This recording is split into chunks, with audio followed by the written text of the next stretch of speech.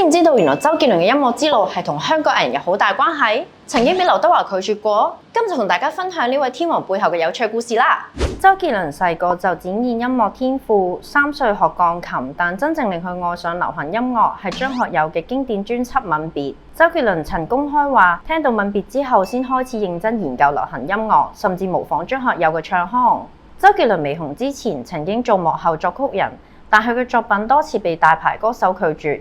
佢曾經將自己創作嘅《眼淚之道》推介俾劉德華，但對方拒絕，一度成為佢嘅心結。後來喺周杰倫嘅演唱會，劉德華就回應好認同周杰倫嘅創作實力，但可惜當年公司認為周杰倫未成名，所以冇接到手。